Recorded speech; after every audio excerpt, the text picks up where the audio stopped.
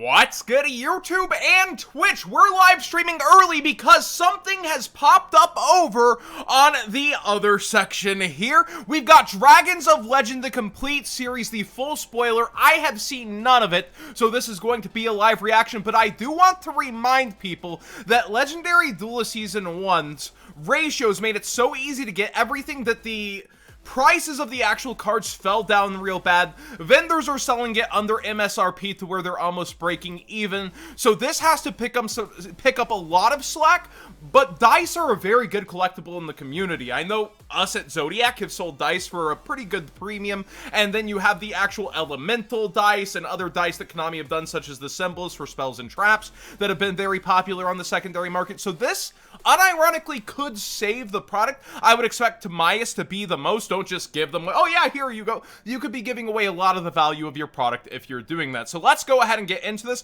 I've had, unfortunately, two things spoiled now, thanks to chat. No spoilers in chat, please. I've had Soul Charge spoiled, which is why I got so excited and started live streaming early. So they're doing banned cards, and also Steam the Cloak is apparently in here. Let's go ahead and see. We start with the three knights. We've got Tamias, Critias, and Hermos, then Curry Bandit. Billy won an event with Curry Bandit. Amulet Dragon's a welcome reprint always. Dark Magician Girl, the Dragon Knight. If I recall, this is supposed to be the altar art. It is a good question mark to see if we're going to get the original art as well, but it's unlikely because in products like when they reprinted Levy in there, they focus on the altar art. So I don't think they're going to be purposely doing two different versions of her in here. I have Tamias. Every single incarnation of this has gone up over time, even from the starter deck. This is something I would get early and hang on to. It's like a Blue Eyes White Dragon. It's something people love from the show and is destined to just go up in value almost no matter how many times they print it. So when it bottoms out, this is definitely something to focus and keep your eyes on. Legend of Heart. I've always thought this card had potential. Pay 2,000 life points. You tribute a warrior. Banish up to 3 legendary dragon spells with different names from your hand and or graveyard, and if you do, special summon that many night monsters with different names from your hand, deck, or graveyard. This is where I thought it really could become like this amazing deck. Berserker Soul, Monstacado, Relay Soul, we've got Guardian Eatos and Guardian Dreadscythe, Celestial Sword, all these are Dragon and Legend cards, and this would be my huge reaction if it wasn't spoiled for me. Soul Charge, oh my gosh, this is crazy, a banned card. Konami has reprinted banned cards before, but some of them come off later, like Evil Swarm Exciton Knight. I think there's no way in heck this comes off, and you can even see it is highlighted forbidden here. I don't think they would do it. I know Konami's thrown me for a loop several times. I just don't think they could do it. Like, Delinquent Duo came out in Legendary Collection Kaiba, I believe. There was a huge discussion about it in the game. Could it actually peel off in modern Yu-Gi-Oh? Nope. And I think that's going to be the same here. We see the Philosopher's Stone, Flash Fusion, Battle Fusion, all the fusion cards, Final Fusion. Yes, one of the greatest instant fusion targets of our time, Psychroid. Ayers Rock Sunrise was recently bought up and spiked in value, which I did find funny since it was in this set. And talking about another penny stock through the ages, Carbon Edon. We have Double Pass, Mathematician. I love seeing this guy again. I'm hoping he gets into the ultra rare slot where they have the colored names. I believe they're sticking, though, to blue, purple, and green. I really wish red was in there, but I think that got taken away specifically because of 10,000 Dragon and them not wanting to confuse Duelist on rarities. Blue and purple are so close together on the color spectrum. Why?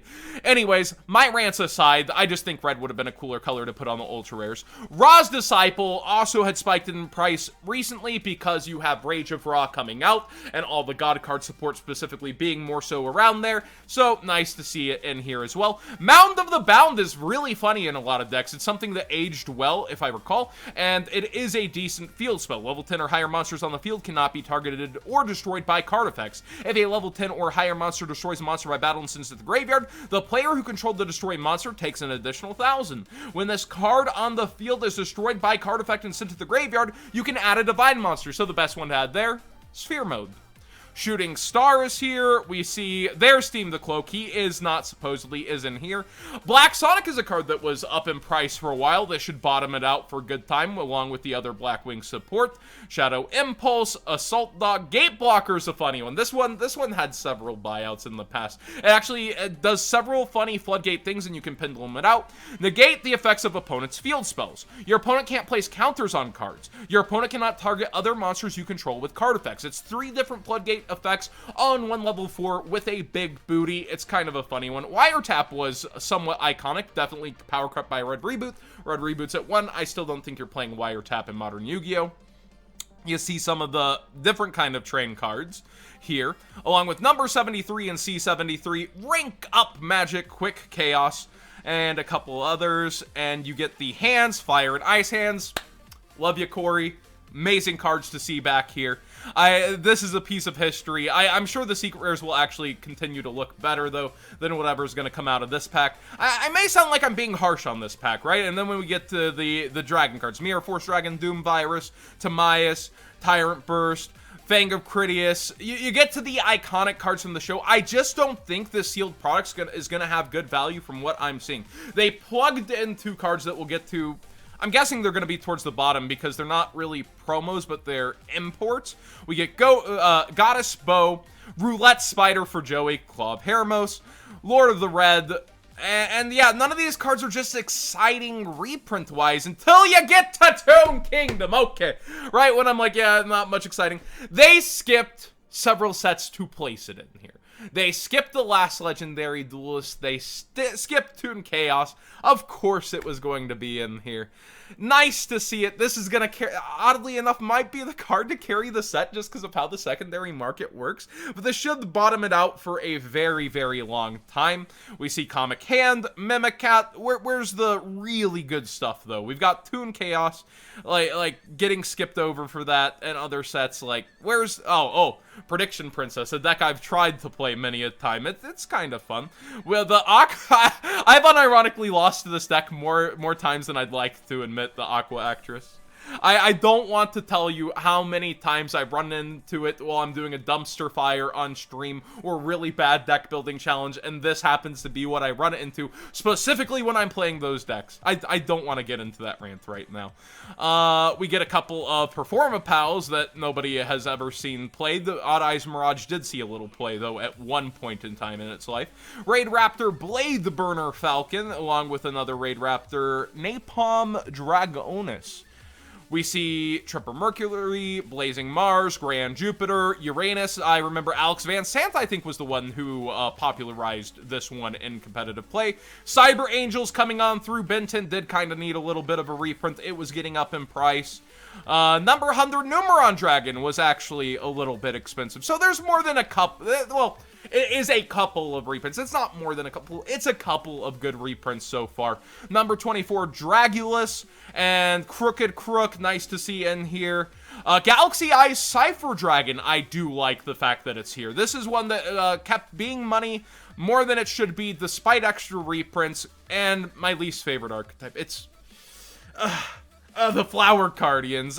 Dude, okay, the guy who did the misprint box opening that I showed on the channel sent me a Flower Guardian, and I sent him a list of cards that I did want, and I don't think he did it on purpose. This is one of my torture decks on screen, just because no monster that's not even a pendulum monster should have this much text within its name, but they all happen to. So, Flower Guardian Duelist, rejoice?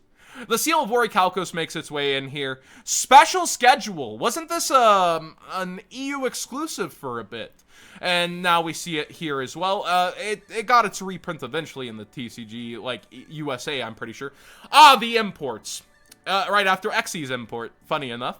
100 Dragon, Time Wizard of Tomorrow, Cyber / Harpy Lady, and Jinzo Laird. They're not I'm thinking, oh my gosh. I was thinking that the Galaxy Eyes and the Blue Eyes card was going to end up in here. I actually have that Legendary Duelist Season 2. I'm colliding things in discussions. Because this it also changes its ratios, and that's where we're going to see it in Legendary Duelist Season 2. I was actually going to discuss how the ratios failed in Legendary Duelist Season 1. All the cards are so easy to get that the product actually, in a sense, has flopped. And the same can be said for this. So, with a couple of different singles, I don't think this product's going to thrive, and they're going to attempt to fix that in LED Season 2, along with the imports that they're going to bring, but we don't get such a good look at this one. Instead, we get some collectible imports that do a little something something. Nice to see the Cyber/Harpy Lady use any Harpy as a tuner. This is a kind of cool instant fusion target. Jinzo Layered is nice.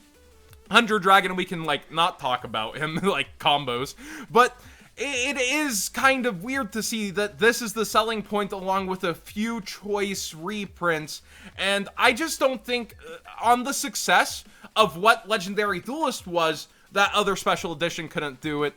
I can't see Dragons of Legend, the complete series, also catching lightning in a bottle for what it once was. It's collectible cards that were shorted or harder to get within the set that made the set so valuable, memorable, and made people want these cards, and here it's kind of being run into the ground, in my opinion. But that's my take on it. Maybe I'm overly harsh, maybe it's great for people to get a second chance, but I think stores are going to shy away from this replacement for special editions, while we're still thirsty for something like Unlimited Echo, Unlimited Rise. I know we aren't getting Starlights, but man, the price of those sealed products are going up. Rise was shorted, and instead we're being handed this, which is murdering value of a lot of cards, and they could have just put Toon Kingdom in like 3 other places, so like, that's kind of the excuse for it to be in here. Again, overly harsh, maybe. Thank you guys so much for watching, especially if you made it live. Please subscribe if you haven't already. Give this video a thumbs up if you enjoyed the conversation. And if hunting any cards down, use that TCG player link in the description down below, costing you nothing extra to support the channel directly for the cards you'd already be buying. I would wait for a lot of these as singles instead of chasing after, but the dice aspect is kind of cool.